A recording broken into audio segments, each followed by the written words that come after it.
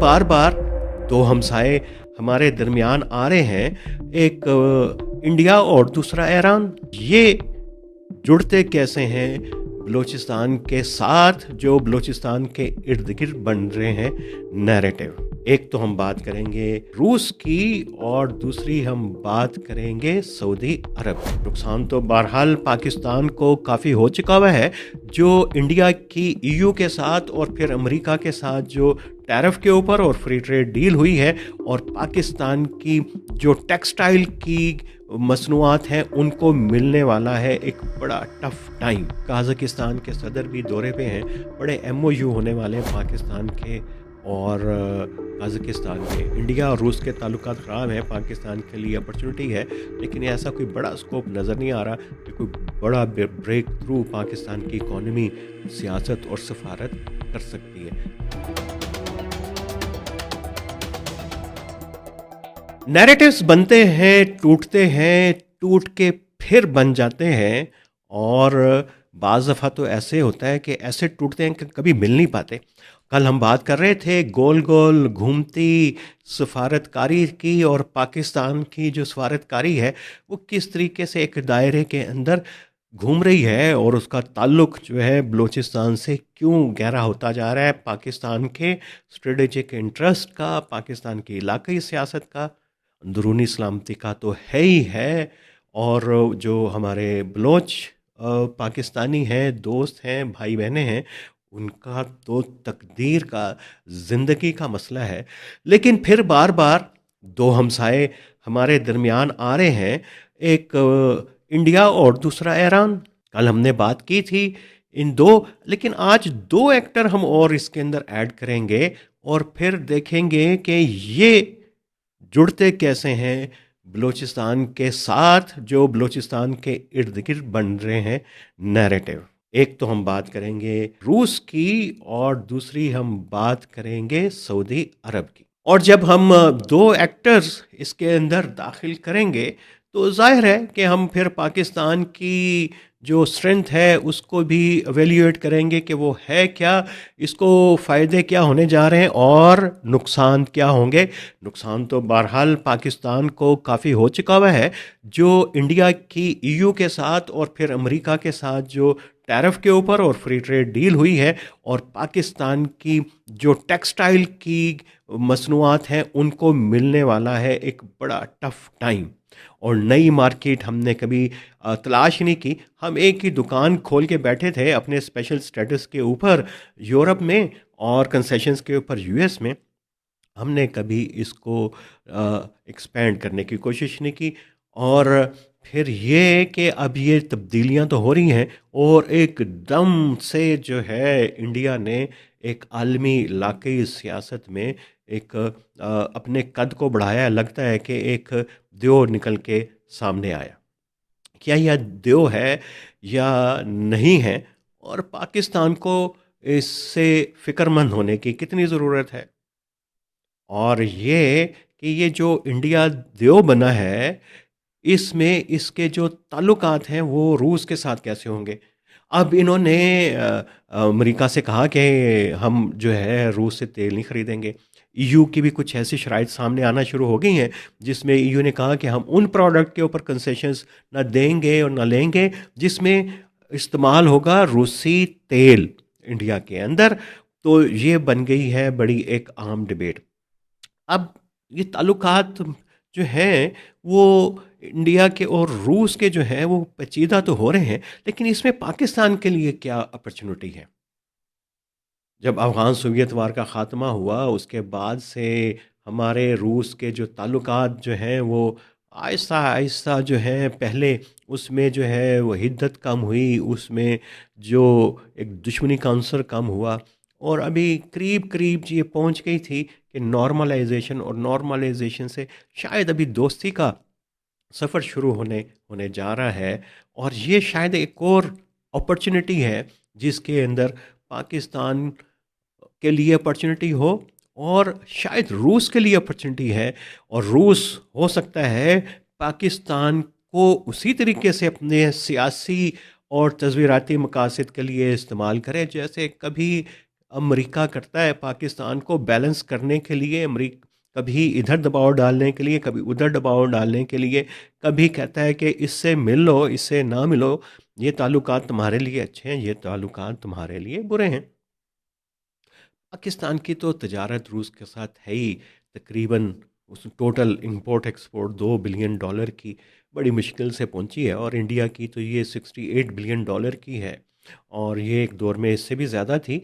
लेकिन अब ये एक तो ट्रेड का वॉल्यूम है, और उसमें ये मार्केट क्या पूरी की पूरी खो देगा रूस जो है, अ, ये देखने वाली बात है।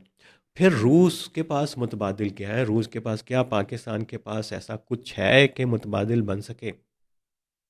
ये बड़ा अहम सवाल है।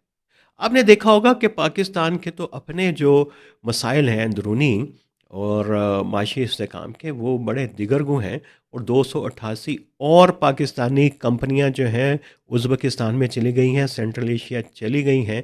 ये एक और बड़ा इंडिकेटर है कि हो क्या रहा है।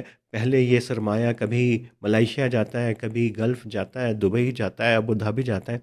अब इसने सिमत अख्तियार कर ली है ताशकंद की, बुखारा की। क्या ये यहाँ उज़्बेकिस्तान से ये कहीं रूस भी पहुँचेगी वाया आस्ताना? क्योंकि काज़ाकिस्तान के सदर भी दौरे पे हैं। बड़े एमओयू होने वाले हैं पाकिस्तान के और काज़ाकिस्तान के। अब कितने मटीरियलाइज़ होंगे कैसे नहीं, लेकिन सेंट्रल एशियन स्टेट की नज़र पाकिस्तान की उस इन्वेस्टमेंट पे है, उन इन्वेस्टर्स के ऊपर ज़रूर है जो पाकिस्तान के अंदरूनी सियासी हालात से तंग हैं, और ये जो रेगुलेशंस हैं और ये जो बिजली के बिल हैं, एनर्जी का क्राइसिस है, उसके हैवी प्राइसेस हैं, उससे तंग हैं। उनको ऊपर नज़र है सेंट्रल एशियन स्टेट्स की। चले, हमने तो बात कर रहे थे रूस की। रूस का पोटेंशियल हमें देखना होगा, और पाकिस्तान चूंकि एक सिक्योरिटी रियासत है, हम पोटेंशियल देखते हैं सिक्योरिटी का। जैसे हमने मिडल ईस्ट में देखा, अफ्रीका में देखा, लीबिया के साथ किया, सूडान के साथ कर रहे हैं, तो उसको देख रहे हैं। अब रूस पाकिस्तान से तो कुछ नहीं ले सकता, और पाकिस्तान की बहुत सारी ज़रूरतें हैं जो आर्टिलरी से मुतल्लिक हैं, टैंक से मुतल्लिक हैं, में भी इसमें कुछ एयरफोर्स से भी। लेकिन रूस उस तरीके का कोई पार्टनर नहीं है कि जो अमेरिका का या चाइना का मुतबादिल बन सके। तो पोटेंशियल अभी कम है, लेकिन उसमें अरूजन होने का जो चांस है, पाकिस्तान के रिसोर्सेज की डायरेक्शन जो है वो सेंट्रल एशिया से वाया कहीं ये रूस में ना घुस जाए, ये एक चैलेंज है। बहरहाल इंडिया और रूस के ताल्लुकात ख़राब हैं, पाकिस्तान के लिए अपॉर्चुनिटी है, लेकिन ये ऐसा कोई बड़ा स्कोप नज़र नहीं आ रहा कि कोई बड़ा ब्रेक थ्रू पाकिस्तान की इकॉनमी और सियासत और सफारत कर सकती है। ले दे के रह गया ईरान, और ईरान के ऊपर जो है पाकिस्तान की सफारतकारी आजकल चल रही है।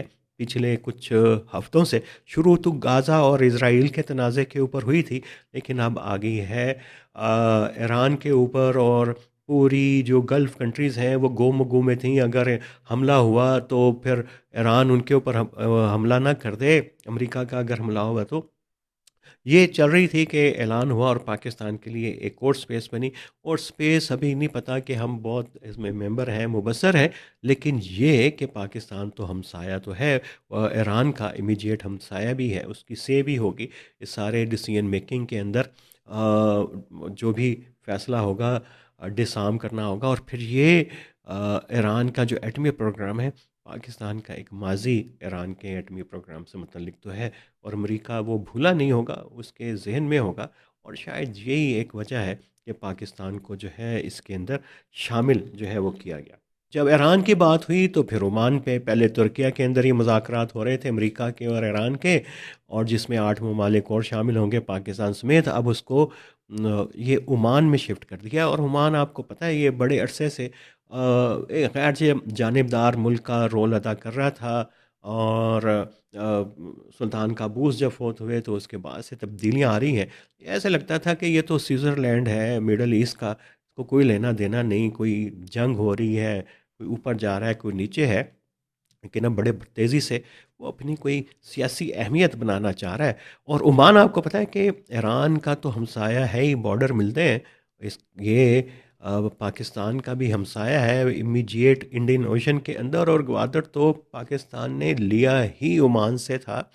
तो ओमान की जब बात होगी तो फिर पाकिस्तान के रिसोर्सेज की भी होगी। माइंस मिनरल्स की बात की थी, समिट की वाशिंगटन में हो रही है, इंडिया में माइकल रोबियो की मुलाकात हो गई है, पाकिस्तान का वफ्द वहाँ पे मौजूद है और अपनी पूरी कोशिश कर रहा है कि वो उस पूरी बदलती हुई सूरत हाल में, माइंस एंड मिनरल्स के हवाले से भी बदली है, उसके अंदर भी जो है वो बड़ा रेलिवेंट रहे और अपने रिसोर्सेज को इंटैक्ट करे।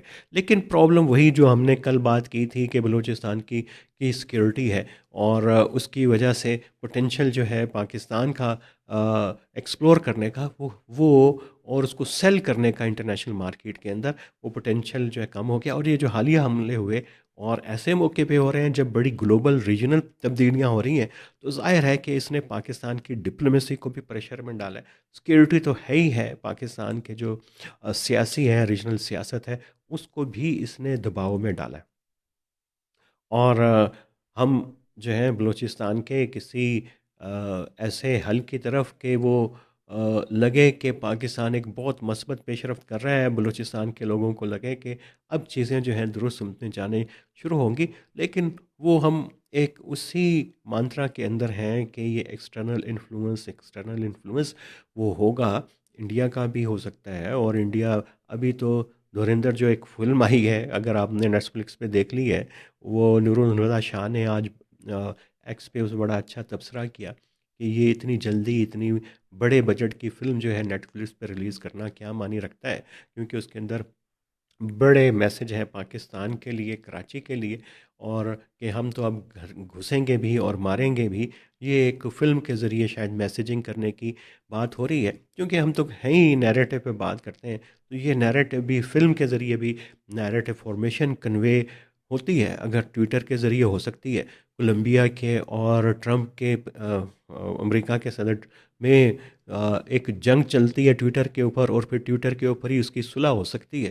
तो ये मैसेजिंग जो है वो क्यों नहीं हो सकती, बिल्कुल यहाँ पे है, और इंडिकेशन है कि इंडिया की इन्वॉल्वमेंट बढ़े। लेकिन यहाँ पे कुछ बहुत सारे बड़े सीनियर सहाफ़ी, दुर्फितनियाँ छोड़ने वाले सहाफ़ी बहुत ज़्यादा है इस्लामाबाद के अंदर, जो कानों के कच्चे हैं और इंफॉर्मेशन को प्रोसेस नहीं कर पाते पूरी, और वो जुगाली शुरू कर देते हैं जो उन्होंने आधी सी चीज़ कंसीव की हुई होती है।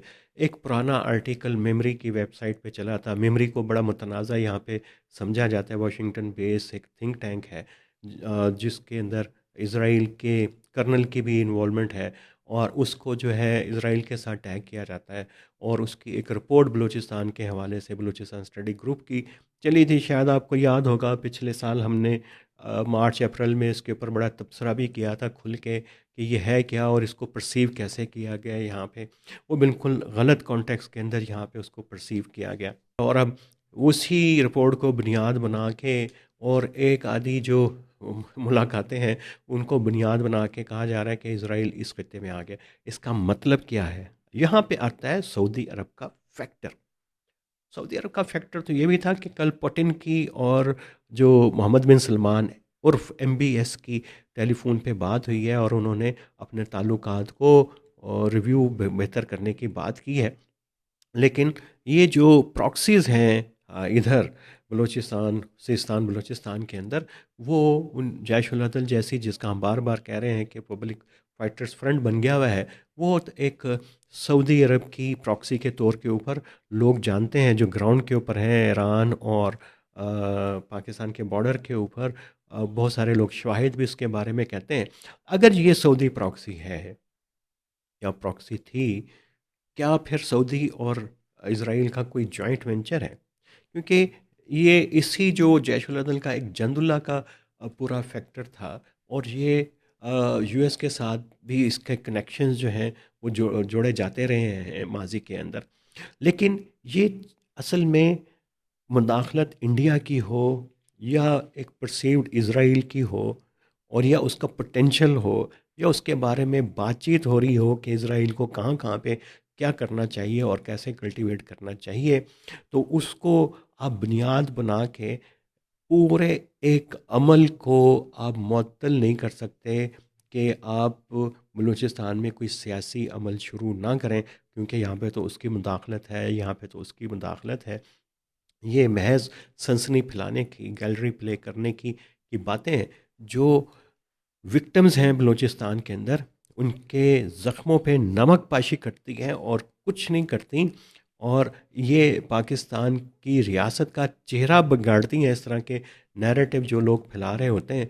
और वो ये कहते हैं कि कितना सिंपलिस्टिक बातें नैरेटिव हैं, और हमारे बारे में सोचा क्या जाता है, समझा कैसे जाता है ये, और हमें चारा समझा जाता है। तो ये ज़रा सोच समझ के बात होनी चाहिए, जब तक कोई आपके पास क्लियर एविडेंस ना हो। तो बात है पाकिस्तान की इकोनॉमी की बुनियादी तौर के ऊपर। ये जो पाकिस्तान की पिछले साल अहमियत बनी थी, बनती है, गिरती है, अभी इंडिया की बढ़ गई है, पाकिस्तान की कम हो गई है। तो इसमें सबसे इम्पोर्टेंट फैक्टर्स जो हैं, वो याद रखिए दो ही हैं। अगर आपकी इकोनॉमी ठीक होती, तो इस वक्त आप इंडिया बेशक देव बनता और या जिन बनता, आपकी जो ना तो माशी हैसियत को, ना सफारती और सियासी हैसियत को फ़र्क पड़ने वाला था। चूँकि इकोनॉमी कमज़ोर है, और उसके साथ साथ दूसरा फैक्टर आपकी सिक्योरिटी का है, जो एक पाकिस्तान के लिए एक ऐसा मसला बन गया है कि सिक्योरिटी स्टेट होते हुए भी ये अपने इंटरनल क्राइसिस से निकल ही नहीं रही। अफ़गानिस्तान है, बॉर्डर्स हैं हमारे अफ़गानिस्तान के साथ, ईरान के साथ इंसर्जेंसीज़ हैं। एक मनहूस चक्कर में जो है वो हम फंसे हुए हैं, दहशतगर्दी के, इंतहा पसंदी के। उसके लिए कोशिशें लगता है कुछ हो रही हैं, लेकिन वो इतनी ज़ोर आवर नहीं है कि हमें इस पूरे गर्दाब से जो निकाल सकें। और उसमें कसूर उन्हीं नैरेटिव्स का है जो हमें गुमराह करते हैं, जो बाज़ दफ़ा रियासत को भी करते हैं। रियासत तो ख़ुद अपने नैरेटिव बना रही होती है, वो एक जंग समझ के दूसरे को हराने के लिए, फिर खुद ही उसकी कैदी बन जाती है, अपने नैरेटिव की बिलीव करना शुरू कर देती है। लेकिन ये जो जुगादरी और इस तरह के सहाफ़ी एंकर पर्सन्स हैं, जिनकी मालूमात इंतहाई सतही हैं और बात इतनी ज़ोर से करते हैं कि जैसे उनको पूरी दुनिया की खबर का पता हो, उनसे बच के रहिए। उनके नैरेटिव्स आपको अच्छे लगते होंगे, आपके खून में इश्ताल दिलाते होंगे, जज्बाती करते होंगे, लेकिन वो बड़े जहरीले हैं। उनसे बच के जिए, और हक और फैक्ट को जान के जिएँ। और ये जानना ज़रूरी नहीं है उसके लिए मेरा व्लॉग भी देखना ज़रूरी नहीं है। बहुत सारे सोर्सेज़ हैं, एक क्रिटिकल थिंकिंग ज़रूरी है, और मल्टीपल फैक्ट्स हैं, साइट्स हैं, अखबार हैं, बुक्स हैं, उनको देखिए, वरना ये आपको गुमराह करके आपकी ज़िंदगियों को जो है एक सियासी अंधेरे में ले जाएंगे, जहाँ पे आपको कुछ सुझाई नहीं देगा।